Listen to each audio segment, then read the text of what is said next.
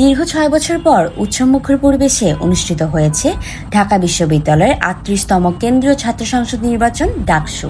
৫২-র ভাষা আন্দোলন, ৬৯-এর গণ অভ্যুত্থান, ৭১-এর রক্তক্ষয়ী মুক্তিযুদ্ধ সহ ৯০-এর স্বৈরাচার বিরোধী আন্দোলনের নেতৃত্ব দিয়েছে এই ছাত্র সংসদ।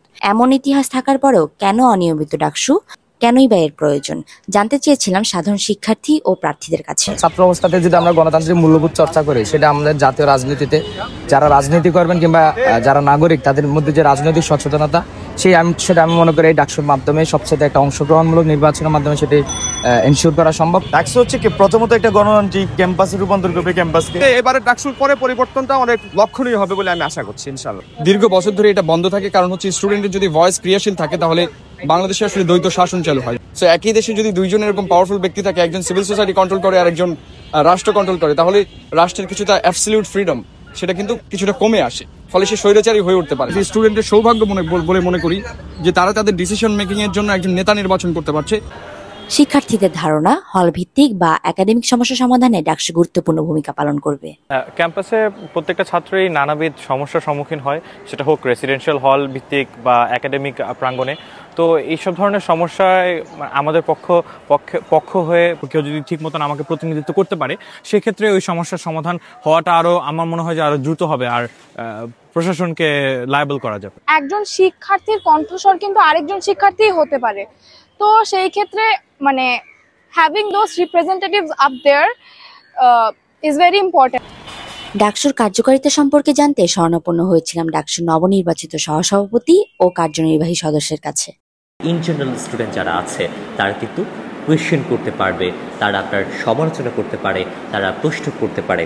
আপনারা হয়তো দেখেছেন ডাকসুর যখন আপনার নির্বাচনের প্রচারণা চলছে, তখন অনেক ইন জেনারেল স্টুডেন্ট তারা কিন্তু বিভিন্ন প্রার্থীকে বলছে যে আপনি মিথ্যা কম বলবেন, আপনি মিথ্যা কথা বলবেন না, আপনি অবাস্তব কোনো ইশতেহার দিবেন না। মানে এই যে দেখেন একজন কোর বিভিন্ন দলের নেতাদেরকে তারা বলছেন যে আপনি মিথ্যা কম বলবেন, আপনার জন্য এই ক্ষতিটা হচ্ছে। এই কথাগুলো বলার জন্য তো ডাকসু দরকার। দীর্ঘদিন ধরে ডাকসু অকার্যকর থাকার কারণে ডাকসুর যে স্ট্রাকচার, কোনো স্ট্রাকচারে নাই, যে কারণে আমাদের একদম শুরু থেকে শুরু করতে হচ্ছে সব কিছু। বিশ্ববিদ্যালয়ের যে মৌলিক সংকটগুলো আছে সেগুলো আমরা দ্রুত অ্যাড্রেস করতে চাই, এবং দীর্ঘমেয়াদী সংকট যেটা দীর্ঘমেয়াদী যেগুলো বাস্তবায়ন করতে সময় লাগবে, সেটার জন্য আমরা পলিসি এবং সেটার হচ্ছে একটা রোডম্যাপ আমরা সাজাচ্ছি। একটা একাডেমিক এনভায়রনমেন্টের যে কথা বলছি, সেই একাডেমিক এনভায়রনমেন্ট যদি আমরা এনশিওর করতে চাই, অবশ্যই আমাকে ছাত্র সংসদ নির্বাচন লাগবে। এ বিষয়ে আরও জানান ডাকসু সভাপতি অধ্যাপক ডক্টর নিয়াজ আহমেদ খান।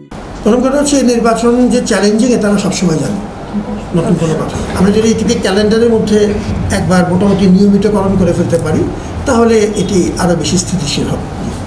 ডাকসু নির্বাচনের সঙ্গে জাতীয় নির্বাচনের যোগসূত্র না থাকলেও জুলাই অভ্যুত্থানের পরে এটাই প্রথম নির্বাচন হওয়ায় ঢাবি শিক্ষার্থী ও সাধারণ জনগণের মধ্যে আগ্রহের কারণ হয়ে দাঁড়িয়েছে এই ছাত্র সংসদ নির্বাচন। শিক্ষার্থী ও সংশ্লিষ্টদের প্রত্যাশা, ঢাকা বিশ্ববিদ্যালয়কে সুন্দর ও নিরাপদ পরিবেশ হিসেবে গড়ে তুলতে ডাকসু নির্বাচনের বিকল্প নেই।